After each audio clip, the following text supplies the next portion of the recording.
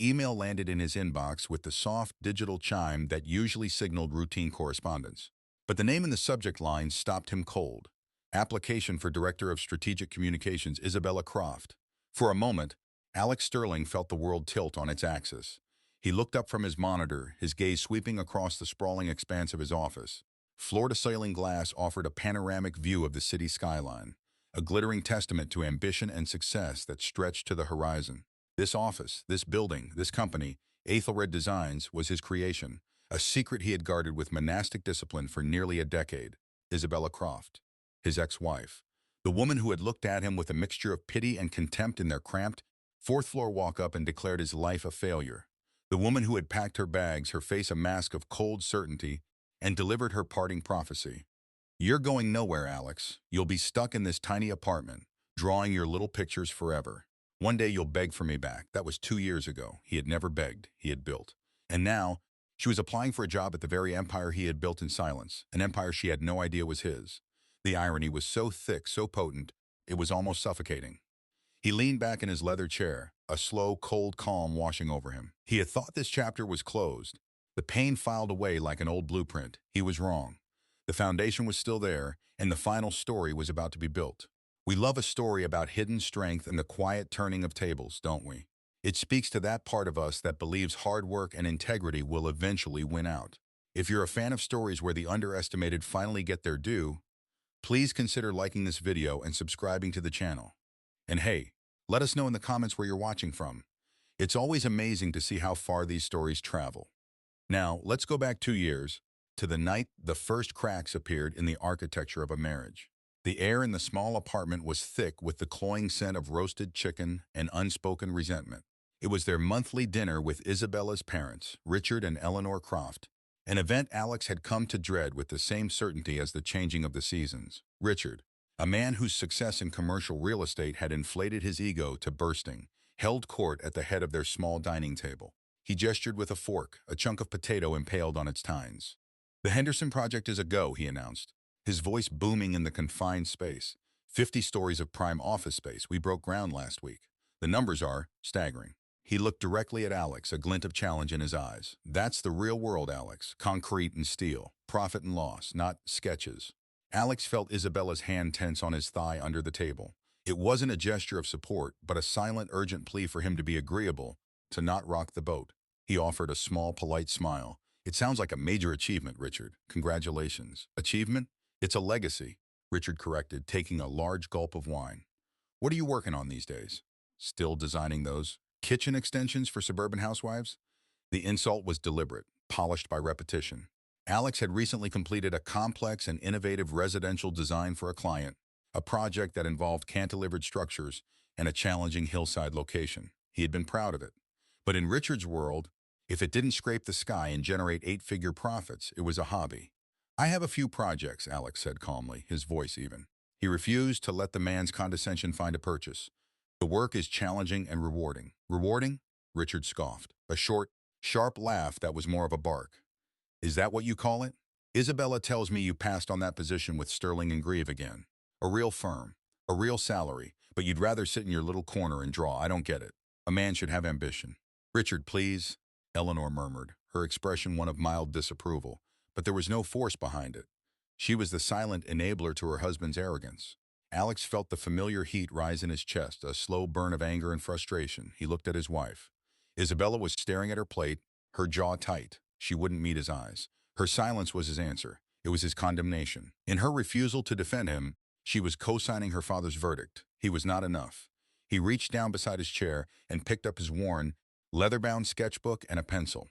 It was an old habit, a way of focusing his thoughts, of transposing turmoil into lines and angles.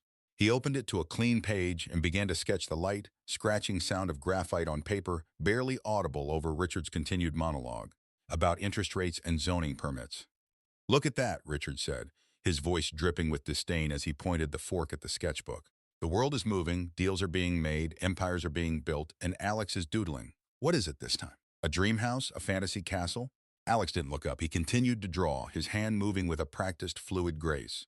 He was sketching a spire, impossibly tall and elegant, a twisting helix of glass and steel that seemed to defy gravity. It was a fragment of a much larger idea, one of the cornerstones of the secret world he was building. I just worry about my daughter, Richard pressed on, turning his attention to Isabella. She deserves a certain lifestyle. She has standards. This he waved his hand around the small, tastefully decorated but undeniably modest apartment. This isn't it. It's a nice little starter home, but you're not starting anymore. You're stuck. Finally, Isabella looked up, her eyes bright with unshed tears of frustration. But her anger wasn't directed at her father. It was directed at Alex. Dad, stop, she said, but her voice was weak. She looked at Alex, at the sketchbook in his hands, and her expression hardened. To her, that book wasn't a tool of creation. It was a symbol of his refusal to join the world she so desperately wanted to inhabit, the world of her father.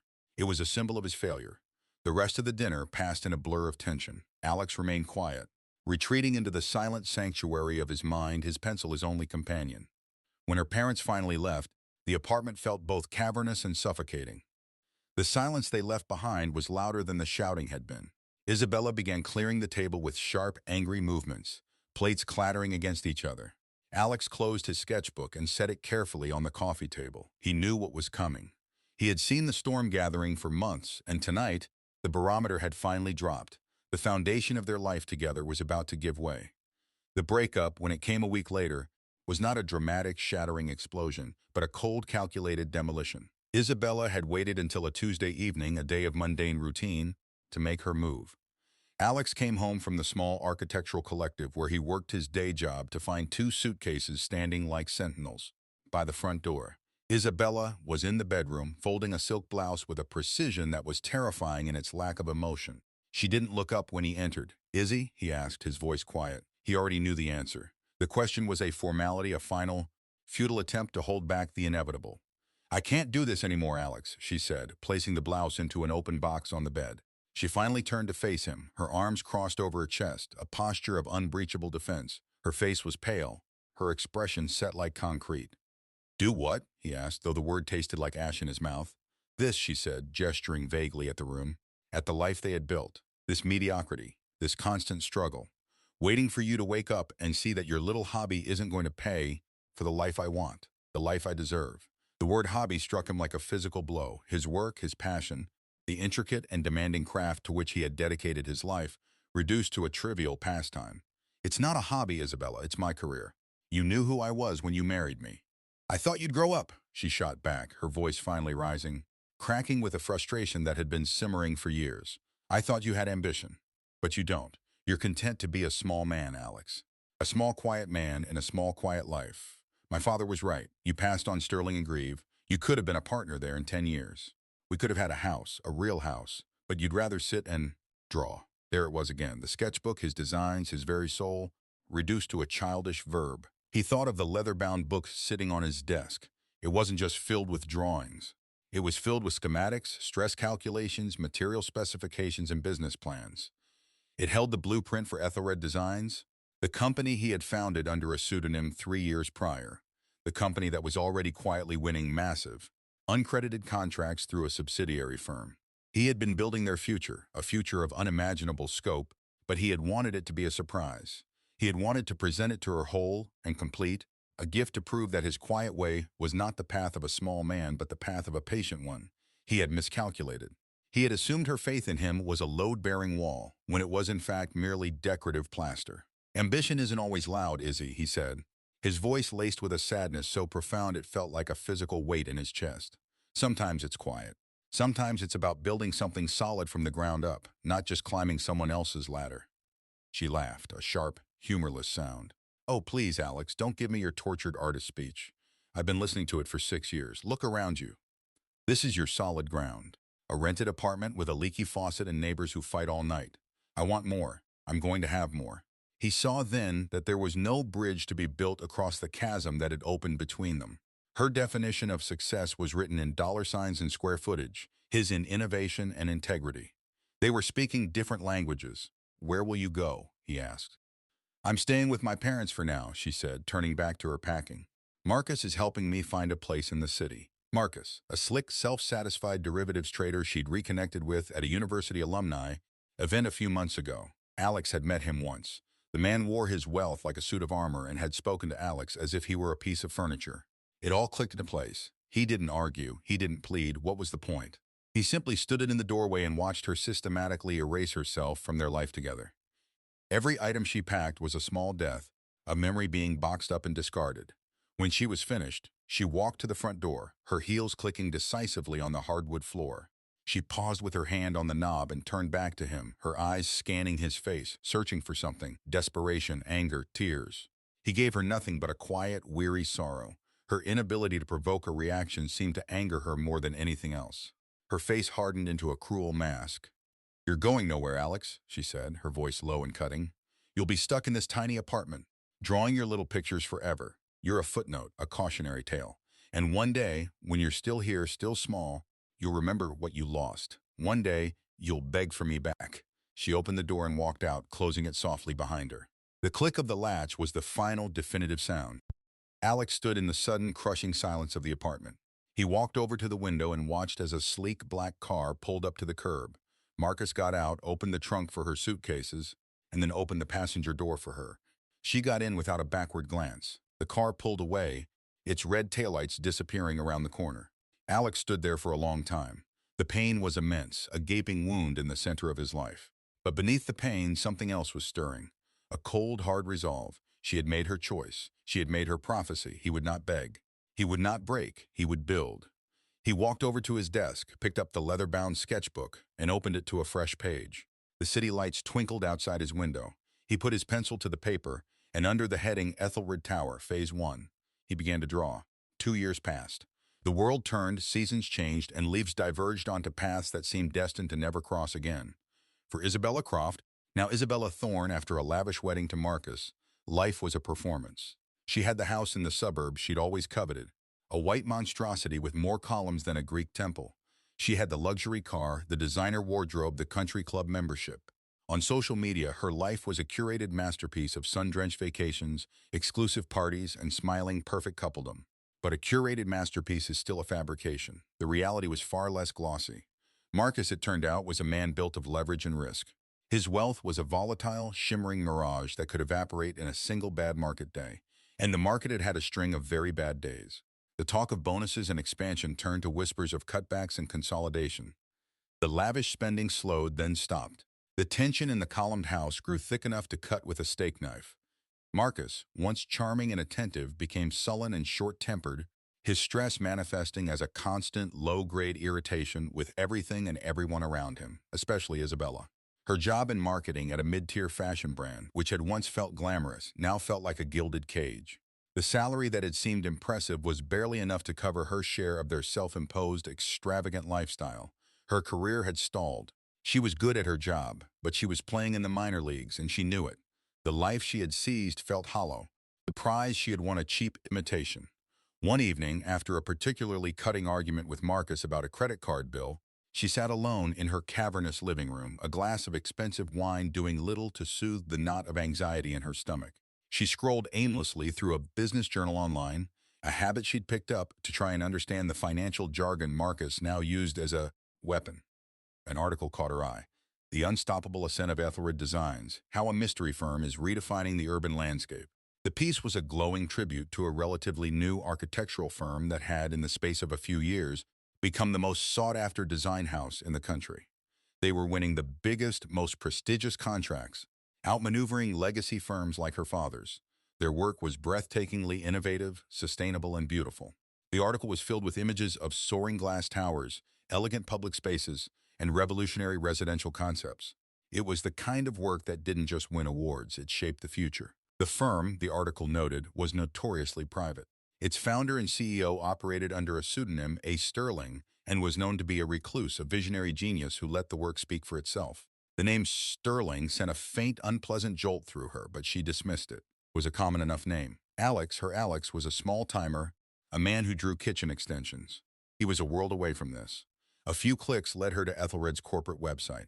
The careers section was prominently displayed. They were hiring. And there it was, a position that made her heart leap. Director of Strategic Communications, it was a quantum leap from her current role. The responsibilities were immense, the profile unparalleled.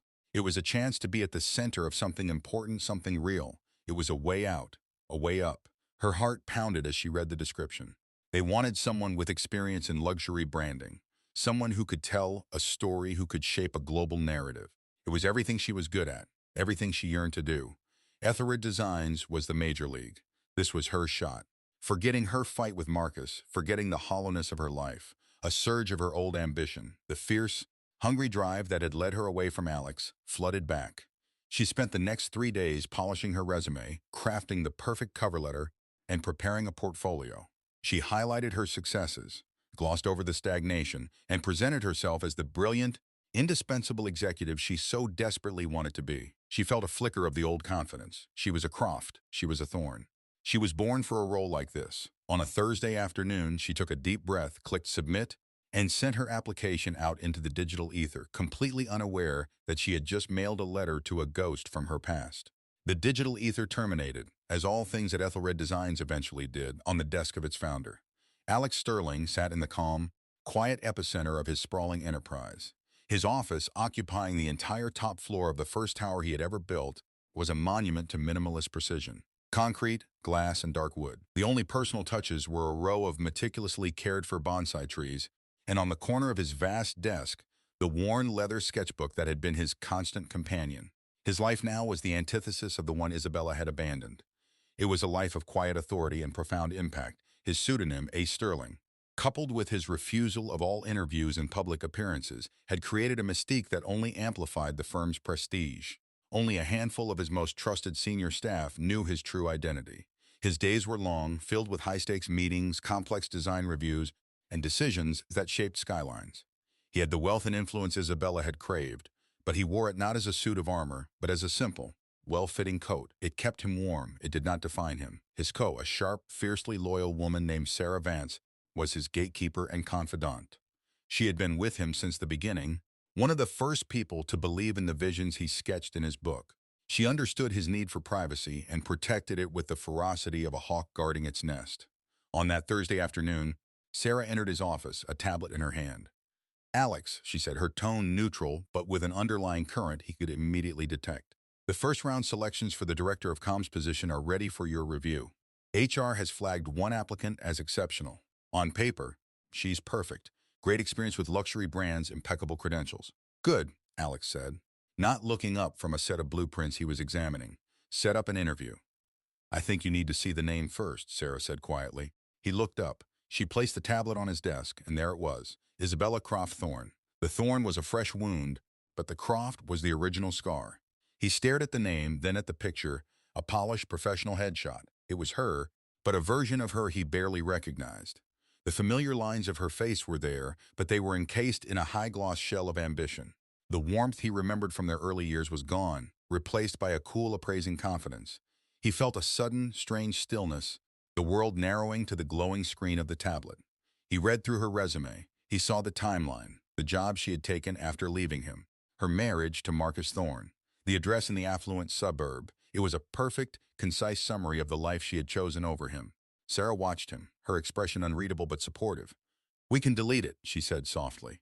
"She'll get a form rejection. She'll never know you saw it." Alex was silent for a full minute, his mind a maelstrom of conflicting emotions, anger, bitter and sharp, a deep, resonant sadness for the man he had been, for the love he had thought was real, and something else, something cold and clear, a sense of completion, a narrative arc that was demanding its final chapter. For 2 years, her final words had echoed in the back of his mind, "You'll beg for me back." He had not, and now she was coming to him. Not to the man she had left, but to the man he had become, a man she didn't even know existed. He looked up from the tablet, his eyes meeting Sarah's. A calm he hadn't felt moments before settled over him. "No," he said, his voice steady. "Don't delete it. I want to see her." Sarah raised an eyebrow. "Alex, are you sure? What's the point?" "The point," Alex said, a strange, grim smile touching his lips, "is closure. She made a prophecy. I think it's time she saw how it turned out." He looked past Sarah, out the window at the city he was reshaping in his image. "Move her to the final round. I'll conduct the interview myself. Book the main boardroom for Friday next week. And Sarah," he added, his voice dropping to a near whisper, "I want you in that meeting with me." Sarah nodded, understanding dawning in her eyes. This wasn't going to be a job interview. It was going to be a reckoning. As she left the office, Alex picked up his leather sketchbook. He flipped through the pages, past the intricate designs for skyscrapers and bridges, past the complex calculations and notes. He stopped at a page near the back, a page he hadn't looked at in 2 years. It was a simple, unfinished sketch of a woman's face, Isabella. He looked at it for a long moment, then closed the book with a quiet final snap. The quiet before the storm had begun. The week leading up to the interview was, for Isabella, a whirlwind of confident preparation. She researched Ethelred designs with an obsessive focus, memorizing the names of their key projects, reading every article, and dissecting their brand identity. She felt a thrill she hadn't experienced in years. This was not just a job, it was a validation. Landing this role would prove to everyone, to Marcus, to her father, to herself, that she was a force to be reckoned with. She never once considered the possibility of failure. On the morning of the interview, she dressed with the care of a general preparing for a decisive battle. A tailored Armani suit, heels that were expensive but understated, and a single perfect pearl necklace. She was the very picture of corporate elegance and power. As she drove into the city, leaving her soulless suburban mansion behind, she felt a sense of shedding her skin.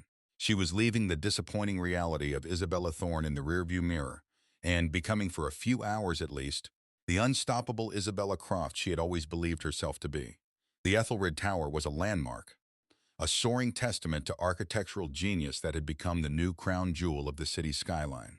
As she stepped out of the taxi and craned her neck to look up at its impossible height, she felt a pang of awe mixed with envy. This was power. This was legacy. The kind of thing her father talked about, but Ethelred had actually achieved, and with a grace and beauty Richard's concrete boxes could never touch. The lobby was a cathedral of modern design, a vast, light-filled atrium with a living wall of green plants that stretched up 3 stories. The air was cool and smelled faintly of moss and clean water. Everything was quiet, efficient, and deeply, intimidatingly impressive. After checking in with a receptionist who was impossibly chic and polite, she was escorted to a dedicated elevator. "Mr. Sterling's office and the main boardroom are on the 80th floor," the assistant said, swiping a key card. "The first part of your interview will be with Ms. Vance, the COO. Then you'll meet with Mr. Sterling himself." The elevator ascended with a silent, stomach-lurching speed. Isabella swallowed, trying to calm the sudden flutter of nerves. The reclusive Mr. Sterling was a legend. No one knew what he looked like. The mystique was part of the brand, and she was about to meet the man behind the curtain. The 80th floor was even more breathtaking. The elevator doors opened directly into a reception area that felt more like a modern art gallery. The views were staggering, the entire city laid out below like a map. A woman with sharp, intelligent eyes and a calm, authoritative demeanor rose from behind a desk to greet her. "Miss Thorne, I'm Sarah Vance. Welcome to Ethelred." The interview with Sarah was rigorous. She was sharp, insightful, and asked questions that cut through Isabella's prepared answers, forcing her to think on her feet. But Isabella was good at this. She parried, she impressed. She sold herself with the polished confidence of a seasoned professional. She felt she was nailing it. "Your resume is very impressive," Sarah said, her face giving nothing away. "You've built a strong portfolio in the luxury sector. Why the move to architecture?" "I want to be part of something that lasts," Isabella said, delivering a line she had rehearsed. "Fashion is ephemeral. Buildings are legacy. They shape the way people live. The story Ethelred is telling is the most exciting story in the business world right now, and I want to be the one to help tell it." Sarah nodded slowly. "A laudable ambition. Mr. Sterling believes deeply in the power of legacy." She stood up. "He's ready for you now, this way." She led Isabella down a long glass-walled corridor. On one side, the city sprawled below them. On the other were the doors to private offices. They stopped before a pair of massive dark wood doors at the very end of the hall. Sarah paused, her hand on the handle. "A word of advice," Sarah said, her voice low. "Mr. Sterling is unconventional. He values honesty above all else. Just be yourself." Isabella gave a confident smile. "I wouldn't be anything else."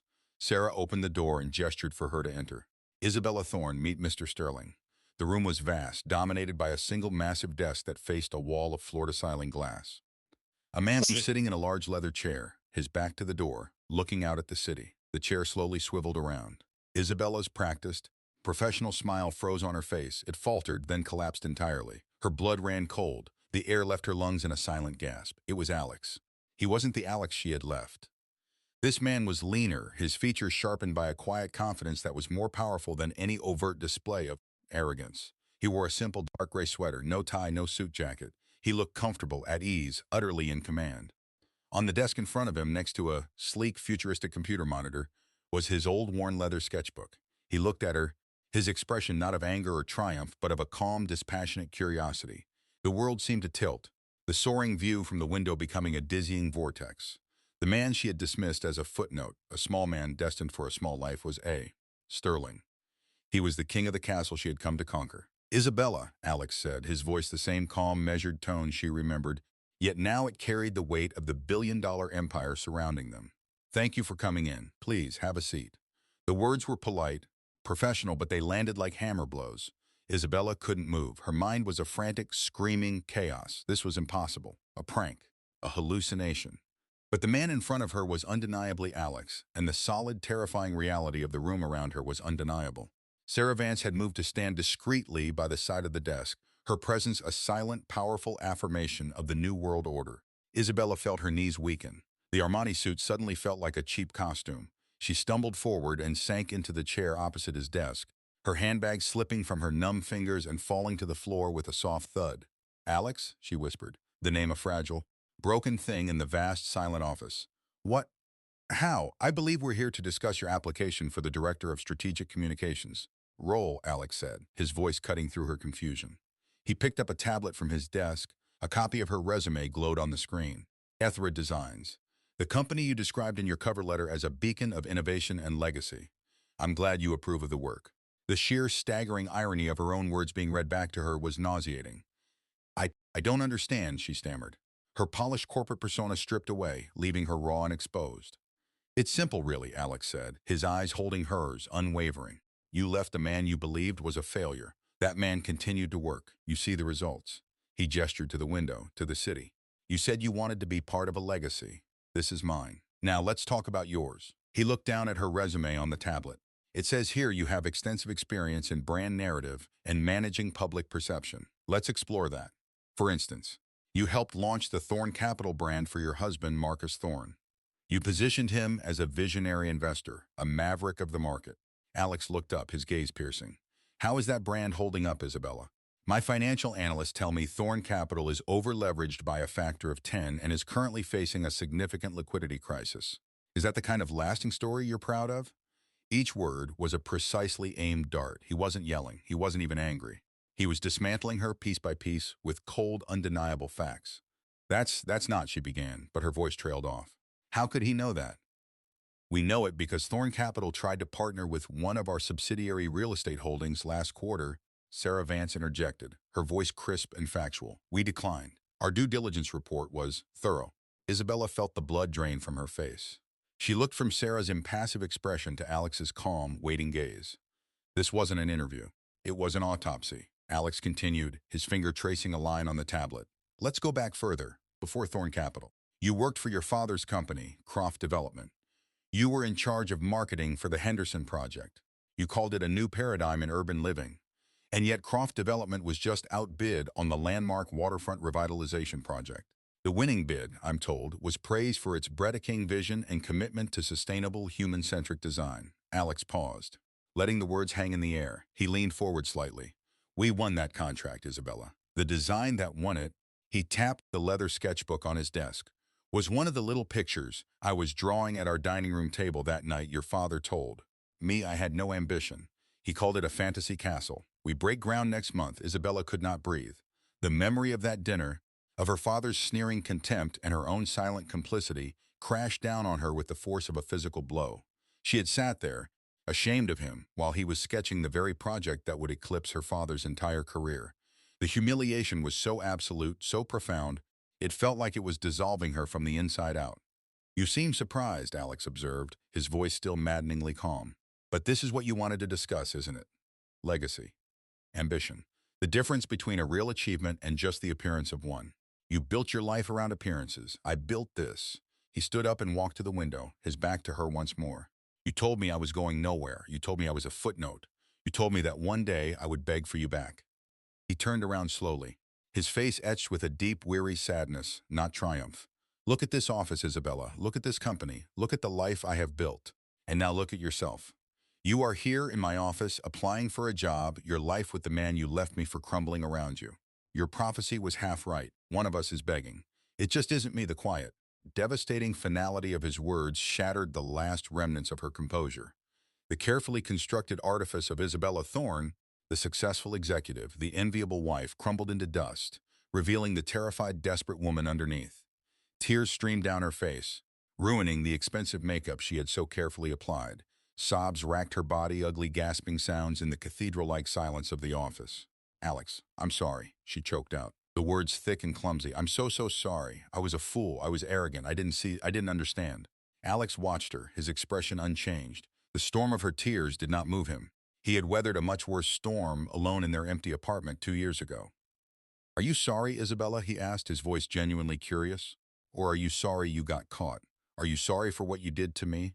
Or are you sorry that you bet on the wrong horse, and now your perfect life is falling apart?" His question was a scalpel, laying bare the selfish, terrified core of her regret. She couldn't answer, because he was right. Her sorrow wasn't for his past pain, but for her present predicament. Her apology was not an act of contrition, but a desperate bid for salvation. "I can make it up to you," she pleaded, rising from her chair, taking a stumbling step toward his desk. "Let me work here. Let me help you. I'm good at this, Alex. I can help build the Ethelred brand. We could be a team again." The suggestion was absurd, delusional, and she knew it even as she said it. Alex held up a hand, stopping her advance. "A team. Our team was built on your terms, on the condition that I abandoned who I was to fit your definition of success. The team I have now," he glanced at Sarah, who stood like a statue, a silent witness to the verdict, "is built on mutual respect and a shared vision. You don't fit the culture here, Isabella." "Please, Alex," she whispered, her voice cracking. "I need this job. Marcus, things are bad. My father, his company is in trouble." "Yes," Alex said softly. "Consequences. They are a difficult thing to face, aren't they? Your father spent years belittling my work, my ambition. Now his company is failing because it can't compete with the very work he mocked. You chose a life of glittering surfaces over solid foundations. Now the foundations of that life are cracking. These are not my fault. They are the results of your own choices, your own architecture." The architectural metaphor was deliberate, a final, cutting piece of irony. He was speaking her father's language, the language of building and structure, but using it to describe the ruins of her life. He walked back to his desk and sat down. He picked up the tablet, and with a simple, emotionless swipe of his finger, he moved her application from the interview folder to the rejected folder. The action was small, but it felt like a door slamming shut with the force of a hurricane. "Sarah will validate your parking," he said, his voice now flat, devoid of any emotion. He looked down at his sketchbook, opening it to a new blank page. He picked up a pencil. The interview was over. He had already moved on. Isabella stood there frozen for a long moment, rejected, dismissed. The humiliation was total. She was no longer a candidate, no longer a former wife, no longer even an object of anger. She was simply irrelevant. A ghost in his past that had briefly materialized only to be exorcised. Numbly, she bent down, picked up her handbag, and turned. She walked out of the office, past the silent, watching eyes of Sarah Vance, and did not look back. As the heavy wooden doors closed behind her, she heard the faint, familiar scratch of a pencil on paper. Alex was already designing the future, a future that had no place for her in it. The elevator ride down felt like a descent into hell. Each floor they passed was a measure of the height from which she had fallen. When the doors opened into the magnificent lobby, the soaring atrium and living green wall seemed to mock her. It was a paradise from which she had been ejected. She stumbled out into the harsh afternoon sunlight, dazed and disoriented.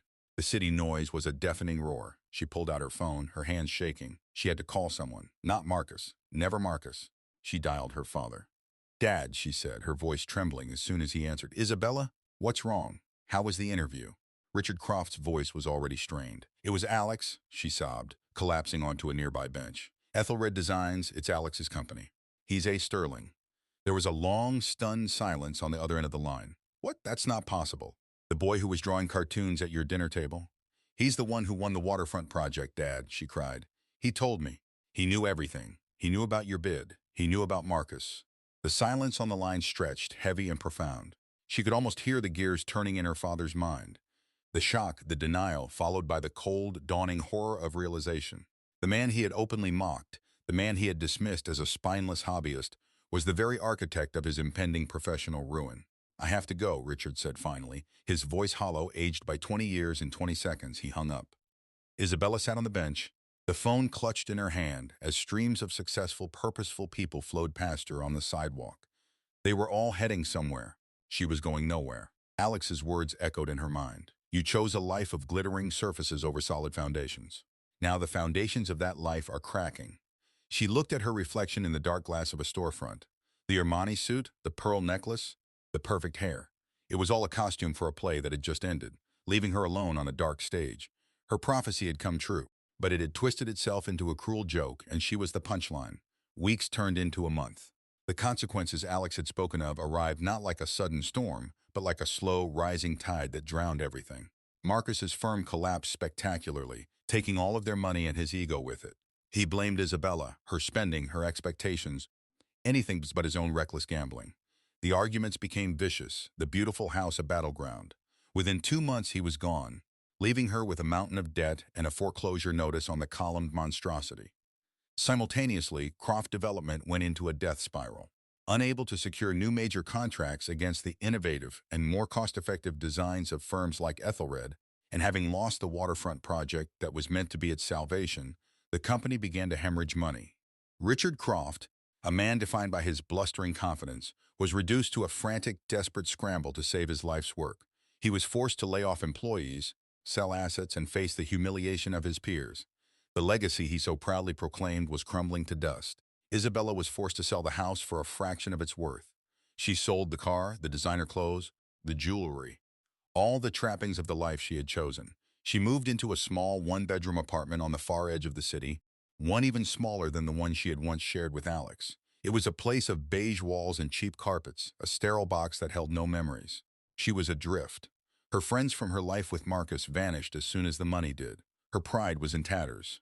For the first time in her life, she was truly alone, stripped of the status and wealth that had been her armor.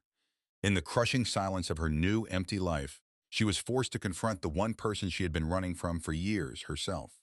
One afternoon, she found an old photo album while unpacking one of the few boxes she had kept.